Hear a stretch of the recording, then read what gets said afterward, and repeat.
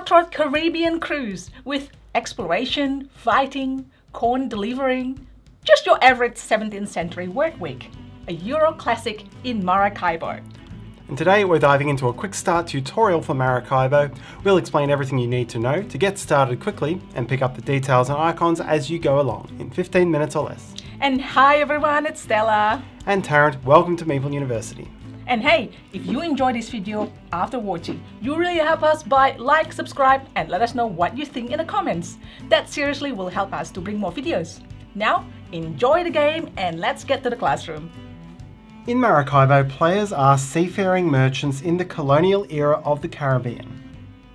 Players will trade, explore, upgrade their ships and crew, and manage their relationships with the colonial powers of England, France and Spain, all in the aim of gaining points. Whoever can score the most points over 4 trips around the Caribbean will be the winner. This is the main board. In the centre is the Caribbean, a track of 22 spaces which players' ships will traverse clockwise from Havana each round. Along the bottom, the exploration track, which players will advance along for bonuses. At the top are the influence tracks. This features cubes, which represent each nation's growing power in the region, and tracks which represent each player's influence with that nation. How far you've moved on each track, coupled with how many cubes that nation has cleared, will be a key contributor to your final score. Above the board are 4 prestige buildings, starting 1 face up and 3 face down, and these are high-scoring endgame objectives. This space is for story cards, and if you're playing the game's campaign, you'll place the sequentially numbered story cards here. If you're not playing the campaign, you still must choose one of these 3 numbered cards, since these will dictate the placement of quest tiles on the board. Beside the board is a deck of project cards and a face-up market of 4. Each player has a player board, which features 12 upgrade slots, each covered with 2 discs. Through the game, when you've cleared both discs from a slot, you have access to that upgrade. You can gain upgrades in mostly any order, but some need to be done in sequence, and some can be done only after a certain number of other upgrades are complete. There are 3 main resources: doubloons, combat points and figures. Doubloons are gained from and spent to the general supply. Combat points are gained from this icon on your track, are spent by moving your marker down, and you can hold at most 8. Figures in your colour can be gained from the general supply, and are either spent back to that supply or placed somewhere permanently as part of an action cost. You begin with 2 figures, with 3 in the supply and 3 locked up on your career goals card. You will also maintain a hand of project cards with a starting hand limit of 4 and the ability to upgrade. Every project card depicts 2 resource icons, the top one for goods and the bottom one for objects.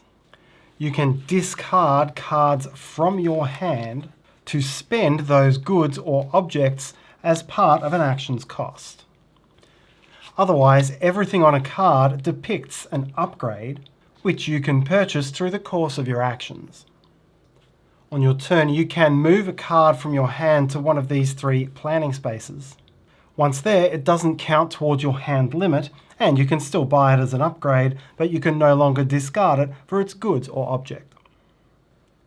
The game plays in 4 rounds, and each round plays in turns, round and round the table, until one player has completed a lap of the board.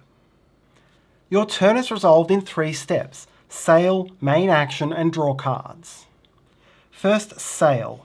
Move between 1 and 7 spaces, clockwise around the board. You can share spaces with opponents. Secondly, perform 1 main action in your destination. Exactly which options are available depends on where you finish. Finally, draw cards back up to your hand limit.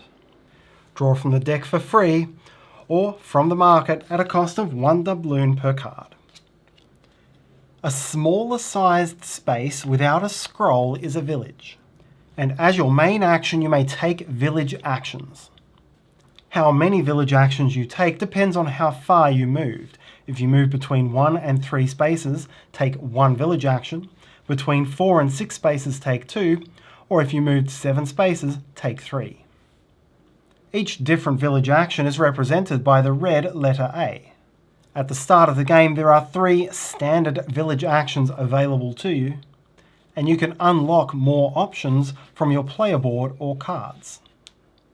You can take the same village action multiple times on the same turn. The most important village action, and usually the reason you'll visit a village, is to buy a card from your hand or planning area. Pay the cost, including special requirements if there are any, and then add the card to your tableau. Any beige scrolls give you a once-off immediate effect.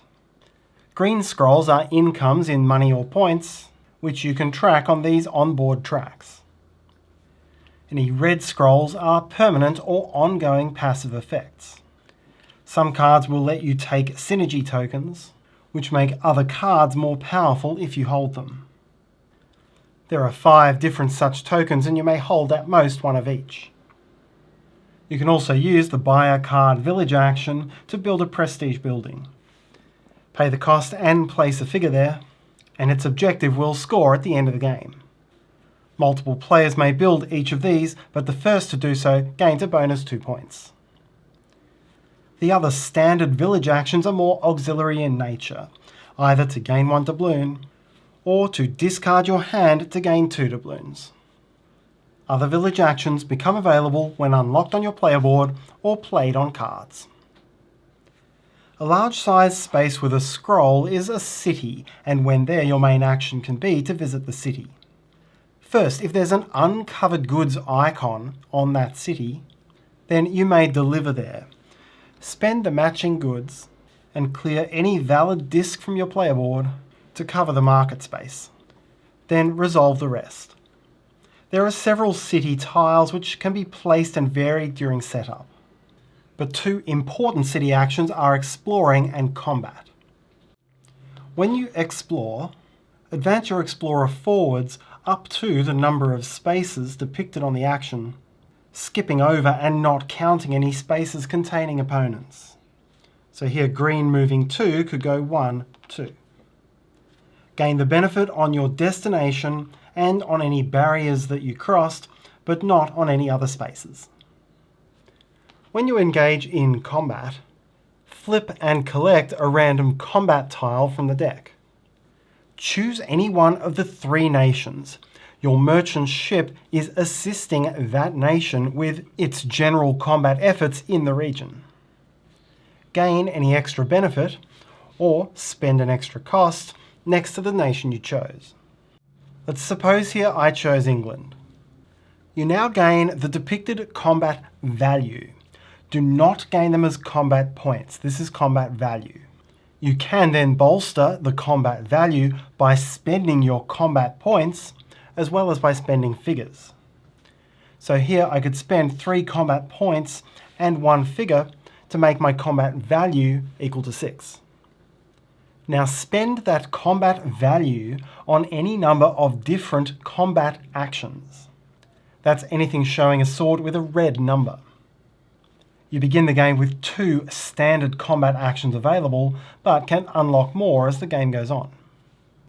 The standard actions are, you can spend 2 or 5 combat value to gain 1 or 2 influence with the nation you're supporting. Or you can spend 4 or 6 combat value to gain an influence with the nation and place one of its leftmost ownership marker cubes into a flag space to claim the benefit on the flag. This costs 4 combat value for an empty space or 6 combat value to displace another nation's cube, which should be discarded, not returned to its track. The cubes on the map or in the discard have a big impact on how that nation scores. Some combat tiles offer an incentive or disincentive for choosing the nation with the fewest or most cubes on the map, respectively. Keep your resolve combat tiles once you're done, as some other effects may score from them. If you buy a card with a blue scroll, the cost will include placing one of your figures onto a specific numbered space. This is called an assistant. From this point forward, when you visit the assistant space, you may take that blue scroll action as your main action instead of visiting the village or city. If you have multiple assistants in the same city, only one may be activated per visit. Anytime you don't activate an assistant, either by sailing past it or choosing a different action at that location, gain 2 points. The last main action is to complete a quest. In a location with a face-up quest tile, pay the cost of the quest to take the tile and claim the reward. These always get more powerful the more compasses you have in your tableau. Collect completed quests on your board. As a free action, if you meet a career goal on your turn, you may score it, gaining the bonus and the figure on that row. You may choose whether to score the easier half or wait for the higher scoring half, but you score each row only once. The round ends for everybody once one player has made a complete lap of the board. When you sail into a location with the red hand, you must stop there and perform your main action. That means that in rounds 1 through 3, once somebody has reached space 20, everyone else will take one more turn before that player ends the round. In round 4, each player will get 2 more turns.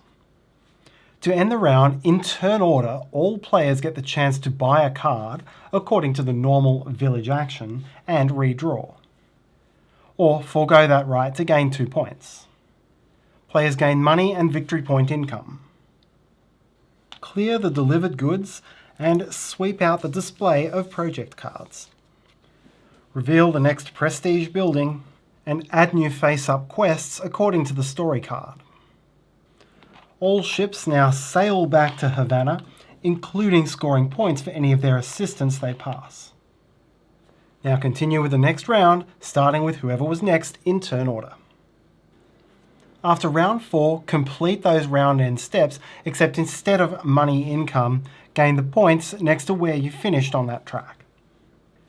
Score the points printed on any cards you've played, and for the prestige buildings you've built. For each nation, count up the points revealed on its track, and add 2 for the nation with the most cubes on the map, and 1 for second most. Players multiply that value by their nobility ranking with that nation and score that many points. Finally, the highest or equal highest influence with each nation scores 3 points. The player with the highest score wins, and if tied, victory is shared. With the story cards, Maracaibo can be played in a campaign of sorts. Each game you play will be standalone, but you'll work through the deck of numbered cards to give variety to each time you play. The story card tells you where to place the quest tiles as usual, as well as where to place a numbered story tile, which counts as a quest and corresponds to what's written at the bottom of the story card. This is completed like any other quest. If the story quest is completed in a given round, then the next card is drawn at the end of the round. In addition to quests, these may add new passive rules, or even new legacy tiles, which will change the nature of the map from game to game. There is a special blue coloured bag with the game, letting you keep your active legacy content separate from the rest. Thanks for watching! And if you liked this video, maybe you'd like to watch this next one. Have a great day! Bye!